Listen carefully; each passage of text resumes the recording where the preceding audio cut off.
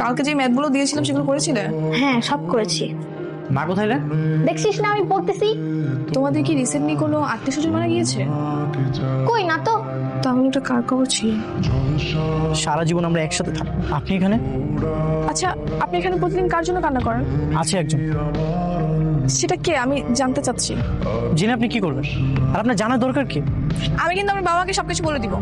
আমরা আমাকে কি বলবেন? এটাই বলবো যে আপনি প্রতিদিন একটা কবরের সামনে গিয়ে কান্নাকাটি করেন। আরে সাংঘাতিক মেয়ে তো আপনি।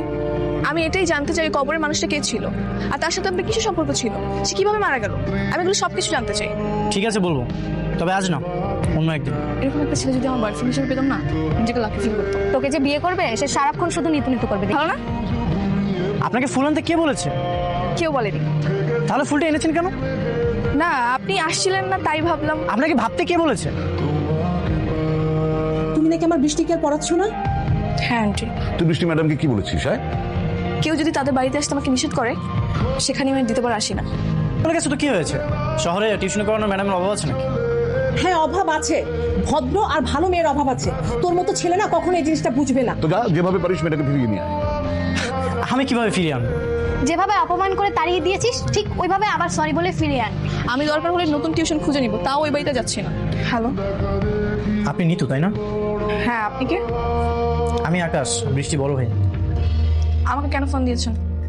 আপনার সঙ্গে আমি কি একটু দেখা করতে পারি? আমি তো বলে দিয়েছি আপনার বোনকে আমি আর পড়াবো না। আমি তো একবার বলিনি আপনি আমার বোনকে পড়ান। আমি বলেছি আপনার সঙ্গে একবার দেখা করব। কেমন আছেন? আপনি নীল রঙের শাড়ি কেন পরে এসেছেন?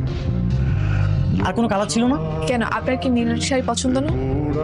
হ্যাঁ পছন্দ, তবে শুধু এটা একজনকেই মানে, সেটা হচ্ছে সিনথিয়াকে। আমি জানতাম মা তুমি ঠিকই আসবে।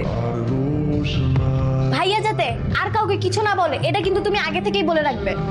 আর যদি কিছু বলে তাহলে ম্যাডাম আর আমি মিলে চলে যাবো। যেদিন থেকে তোমার সাথে আমার ফ্রেন্ডশিপ হয়েছে তারপর হয়তো বড় জোর তুমি 2 দিন ফুল দিয়েছো, এরপর আর দাওনি। আসলে দিন যতই যাচ্ছে তাকে একটু কম মনে পড়ছে। মৃত্যুর পর তোমার ভালোবাসা এখন কমে গেল? ভালোবাসা কমেছে এটা তো একবার বলিনি। শোনো, মেয়েটা না অনেক ভালো। আমার ছেলে যদি একটু পড়াশোনায় ভালো হতো না, এই মেয়েটাকে আমার বউ করে রাখার খুব ইচ্ছে। তোমার যে ছেলে, ওই ভালো মেয়েটি ওকে বিয়ে করলে জীবনটাই বরবাদ হয়ে যাবে ওর।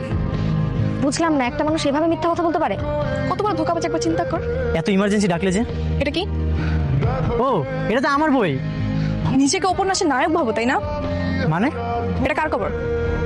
সিনথিয়ার। সিনথিয়া তাই না? ঠিক আছে চলো, আমাকে সিনথিয়ার বাসা নিয়ে চলো। সেটা সম্ভব না। কেন সম্ভব না? বলতে পারবো না। যেখানে কোনো মানুষের কবর নেই সেখানে তুমি কিভাবে ঠিকানা বলবা? তোমার মতো একটা প্রতারকের কথা আমি বিশ্বাস করে ভুল করেছি। আমি এতদিন যা কিছু করেছি সবকিছু তোমাকে পাওয়ার জন্য করেছি। যে সম্পর্কে শুরুটাই হয় মিথ্যা ধোকাবাজি দিয়ে, সেই সম্পর্কে আমার কাছে কোনো মানে হয় না।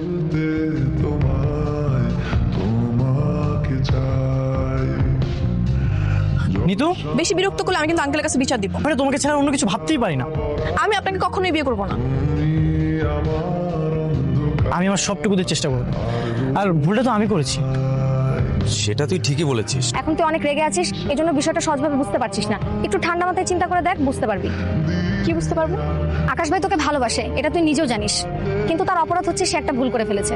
হ্যাঁ সেটাই, ও আমাকে সরাসরি বলতে পারতো। তুই তার ভুলটাকে ভুলে গিয়ে ভালোবাসা নিয়ে কল্পনা করে দেখ, দেখবি ভালো লাগবে। এরকম ভুল কাজ আর করবে না। তুমি যদি আমার হয়ে যাও তাহলে সৃষ্টিকর্তার দেওয়া সেরা উপর হবে তুমি। তোমার বাবা মা আমাদের সম্পর্কটা মেনে নিবে? তারা তো তোমাকে অলরেডি পছন্দ করে, তুমি রাজি হলেই হলো। রাজি তো হবেই, কিন্তু তুমি তো এখন আমাকে প্রপোজ করো নাই। আসছে প্রপোজ না করে প্রেম করতে। ভালোবাসি।